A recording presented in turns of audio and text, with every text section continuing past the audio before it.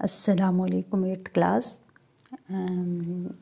बेटे हम पिछले लेक्चर में नज़रिया पाकिस्तान अल्लामा इकबाल और कायद-ए-आज़म के इरशादात की रोशनी में डिस्कस कर चुके हैं।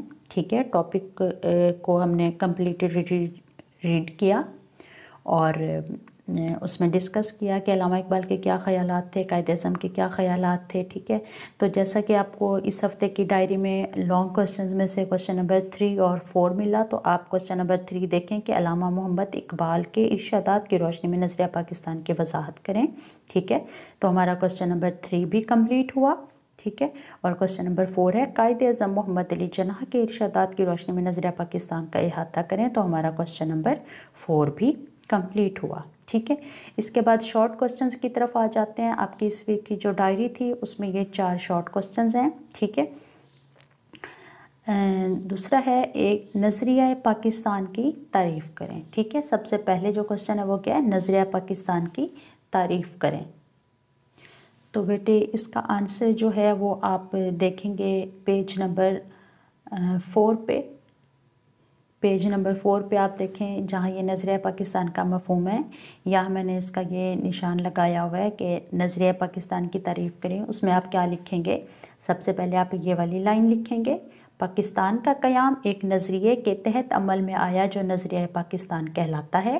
ठीक है, और फिर आप उसकी तारीफ़ लिखेंगे। उसकी तारीफ़ के लिए ये 3 पॉइंट्स लिखे गए हैं, यानी कि 3 अलग अलग तरीक़ों से नज़रिया पाकिस्तान को डिफ़ाइन किया गया है, तो उसमें आपने ये तीनों लिखने हैं। ठीक है, तो क्वेश्चन के आंसर में आप क्या लिखेंगे, सबसे पहले आप ये लाइन लिखेंगे नज़रिया पाकिस्तान होता क्या है, फिर आप उसकी तारीफ़ लिखेंगे। उसमें जो पहली तारीफ़ है वो क्या है, नज़रिया पाकिस्तान से मुराद एक अलग ख़ित्ता ज़मीन का हसूल है जिसमें मुसलमानान बर सग़ीर कुरान और सुन्नत की रोशनी में इस्लामी कदरों और नज़रियात को महफूज कर सकें और अपनी ज़िंदगियाँ इस्लाम के रोशन असूलों के तहत गुजार सकें। ठीक है, सेकंड डेफिनेशन क्या है, तहरीक पाकिस्तान और तामीर पाकिस्तान के मजमूई तसव्वुर को नज़रिया पाकिस्तान कहते हैं। ठीक है, तहरीक पाकिस्तान और तामीर पाकिस्तान का मकसद क्या है कि पाकिस्तान तामीर होने से पहले जितनी तहरीकें चलाई गईं, ठीक है, जो मामलात हुए, जो खुतबात दिए गए, ठीक है, तो वो सारे तहरीक पाकिस्तान में आते हैं और पाकिस्तान कंप्लीट हो जाने के बाद के जो मामलात हैं वो सारे तामीर पाकिस्तान में आते हैं। ठीक है, तो तहरीक पाकिस्तान और तामीर पाकिस्तान का जो मजमूई तस्वुर था उसको नज़रिया पाकिस्तान कहते हैं। और तीसरी डेफिनेशन के मुताबिक क्या है कि नज़रिया पाकिस्तान वो नज़रियाती बुनियाद है जिसके तहत बरसग़ीर के मुसलमानों ने अपनी शनाख्त, हकूक़, अलहदा वतन और कौमी फ़लाह व बहबूद के लिए जदोजहद की। ठीक है, तो ये आपका शॉर्ट क्वेश्चन कंप्लीट हुआ। इसके बाद जो नेक्स्ट शॉर्ट क्वेश्चन है वो देखिए, अक़ीदा रिसालत की तारीफ़ करें। ठीक है, तो बेटे इस सवाल का जवाब आपको मिल जाएगा सफ़ा नंबर 7 पे। देखिए अकाइद में, ठीक है, लास्ट पॉइंट है, अक़ीदा रिसालत का मतलब तमाम रसूलों पर ईमान लाना। ठीक है, इसकी आप डेफिनेशन इतनी ही करेंगे जो मैंने ये निशान लगाया हुआ आपको नज़र आ रहा होगा।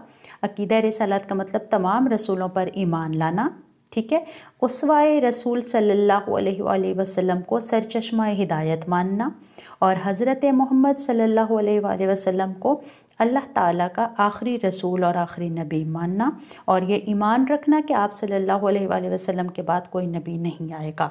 ठीक है, अक़ीदा रिसालत का लाजमी बेटे यहाँ पे एक मिस्टेक है जो आप ख़ुद लिख लेंगे। यहाँ पे अक़ीदा रिसालत के बाद आप लिखेंगे ईमान का।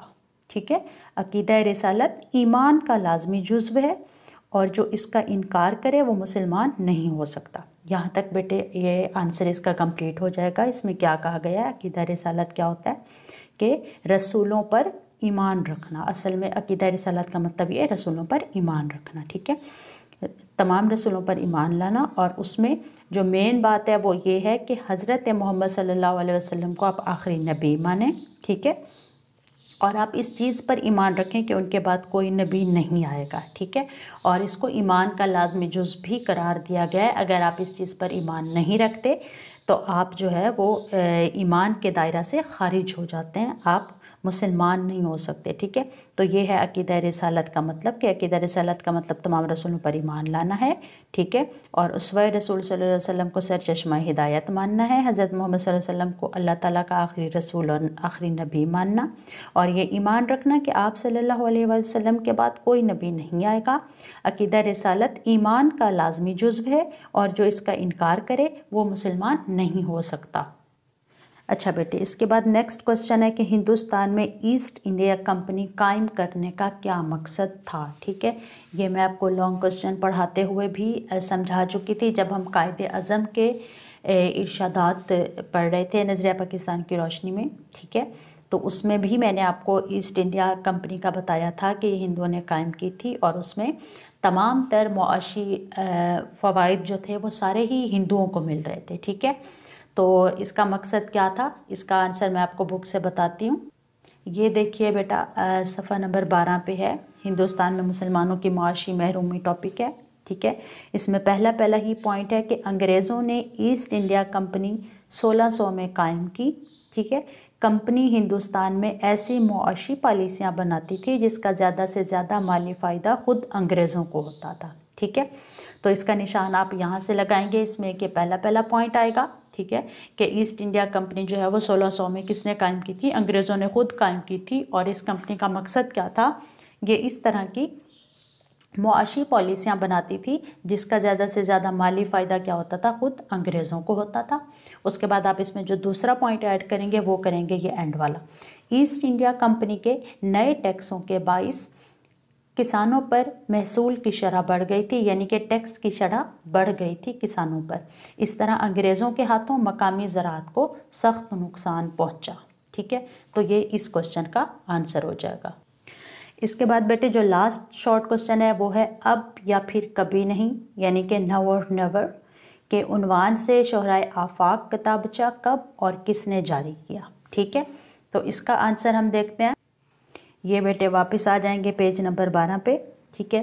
اس میں آپ دیکھیں گے چودھری رحمت علی اور دو قومی نظریہ ٹاپک ہے۔ اس میں آپ دیکھیں گے تیسری لائن میں لکھا ہوا ہے 28 جنوری 1933 کو انہوں نے کی جگہ آپ لکھیں گے چودھری رحمت علی نے، ٹھیک ہے، کیونکہ یہ چودھری رحمت علی والا ٹاپک ہے تو یہاں انہوں سے مراد کیا ہے، چودھری رحمت علی ہیں، ٹھیک ہے۔ تو چودھری رحمت علی نے کیا کیا تھا، 28 جنوری 1933 کو اب یا پھر کبھی نہیں، جسے انگلش میں جس کا نام لکھا گیا نو اور نیور کے عنوان سے 4 صفحات پر مشتمل مشہور کتابچہ جاری کیا، ٹھیک ہے۔ تو کوسچن میں پوچھا گیا تھا کہ کب اور کس نے جاری کیا یہ کتابچہ، ٹھیک ہے۔ تو آپ بتائیں گے کہ 28 جنوری 1933 کو اب یا پھر کبھی نہیں جو ہے وہ کس نے شائع کیا تھا، چودھری رحمت علی نے، جو کہ 4 صفحات پر مشتمل مشہور کتابچہ تھا، ٹھیک ہے بیٹے۔ یہ آپ کے شارٹ کوسچنز بھی کمپلیٹ ہوئے اس ہفتے کے، اور لانگ بھی کمپلیٹ ہوئے۔ ان کو اچھے سے یاد کیجئے اور اپنی نوٹ بکس پر لکھیے، اور آپ لوگوں کا جو کام ہے ریٹن وہ ابھی تک ہمارے پاس نہیں پہنچ رہا سوائے 1-2 بچوں کے۔ تو بیٹے آپ لوگوں کو گروپس میں بھی یہ شیئر کیا گیا تھا کہ آپ لوگوں کا جو ویکلی ریٹن ورک ہمارے پاس آئے گا اس کے باقاعدہ مارکس ہوں گے، اور وہ مارکس جو ہیں آپ لوگوں کی فرسٹ ٹرم کا جو رزلٹ ہوگا اس میں ایڈ کیے جائیں گے۔ تو آپ لوگوں کی طرف سے ابھی تک کوئی کام نہیں آ رہا، تو اس سے آپ لوگوں کا رزلٹ افیکٹ ہو سکتا ہے۔ تو کائنڈلی اپنا کام جو ہے وہ ٹائم سے اسکول بھجوائیے، اور آپ کو اس کے لیے بھی فکس 2 دن دیے گئے ہیں، فرائیڈے اور سیچرڈے کا آپ کو کہا گیا تھا۔ فرائیڈے اور سیچرڈے ہی آپ کا کام لیا جائے گا، اگر آپ ان دنوں کے علاوہ نوٹ بکس بھجوائیں گے تو وہ ایکسیپٹیبل نہیں ہوں گی، ٹھیک ہے۔ ان 2 دنوں میں اپنی نوٹ بکس بھجوائیں، اور 1 دن درمیان میں چھوڑ کے اس میں ٹیچرز چیک کریں گے، اور اگلے دن اپنی نوٹ بکس آپ واپس لے سکتے ہیں۔ تھینک یو بیٹے، اللہ حافظ، اپنا بھی خیال رکھیے اور اپنے گھر والوں کا بھی۔